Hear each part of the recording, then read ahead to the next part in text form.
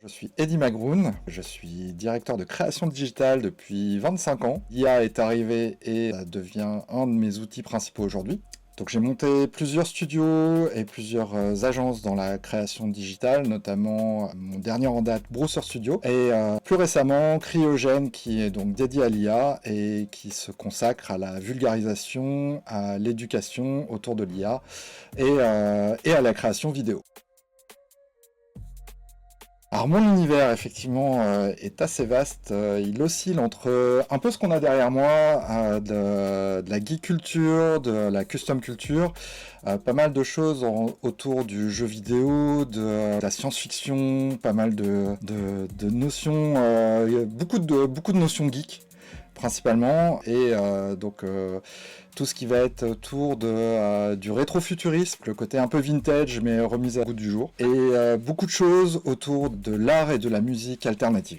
Et donc ces univers me font travailler forcément dans des domaines tels que l'entertainment, le jeu vidéo, la publicité principalement autour de marques plutôt ciblées jeunes, et l'IA en fait aujourd'hui partie, puisque je travaille beaucoup avec des outils IA divers et variés, dont fait partie Silab.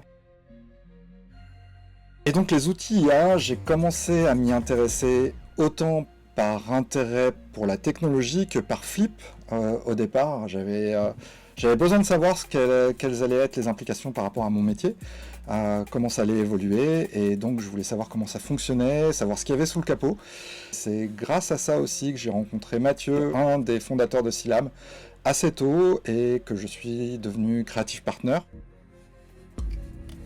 Et donc de ça, on a commencé à travailler ensemble. Ce qui est intéressant d'être creative partner, c'est qu'il me donne accès évidemment à sa plateforme, mais également ça me permet moi de lui faire du feedback et de travailler ensemble sur des améliorations ou des usages qui sont plutôt cool.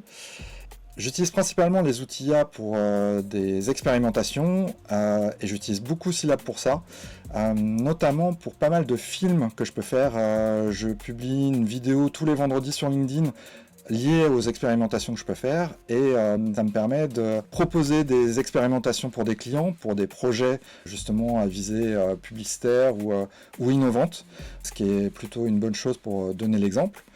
Enfin, c'est souvent un prétexte pour faire des vidéos, et ce que je fais beaucoup actuellement avec des fonctionnalités qui sont plutôt très intéressantes chez Silab et qui commencent dès la création d'images, et ça c'est plutôt un des trucs que j'apprécie particulièrement. C'est une très bonne alternative à Midjourney par exemple, car Silab inclut des modèles qui sont fine-tunés. On peut citer Imagen 4 de Google, on peut parler de Flux également, qui permet d'avoir des modèles très précis en termes de création d'images, et avec le fine-tuning d'avoir des styles graphiques très bien préparés. Donc ça c'est plutôt cool. Et il y a énormément d'autres choses qui sont très intéressantes sur Silab, hormis la création d'images, c'est tout ce qui va être editing d'images. On peut faire de l'upscale, pareil, une bonne alternative à Magnific AI, qui permet d'avoir des images beaucoup plus fines et beaucoup plus travaillées en grand format. Donc même ça, pour pouvoir préparer des visual prints, ça peut être très intéressant. L'in-painting aussi est plutôt très puissant, puisqu'il permet de mixer aussi ses propres modèles. Ça qui pour moi est la feature la plus puissante de Silab aujourd'hui, qui permet de créer ses propres modèles sur la base de personnages, d'objets, de projets de marque, par exemple des packaging de produits qu'on peut entraîner sur Silab et réutiliser dans les générations d'images.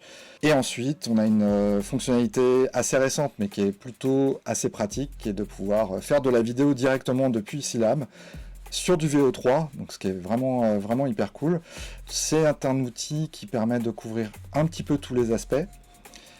Et en tant que professionnel, ce qui va être vraiment le plus intéressant, c'est le fait que Silab est une boîte qui permet d'avoir un workspace dédié. On peut créer des zones de travail, on peut partager des zones de travail. Et c'est surtout qu'on est sur un modèle qui est verrouillé, c'est-à-dire que les données ne sont pas diffusées, elles n'entraînent pas les modèles utilisés.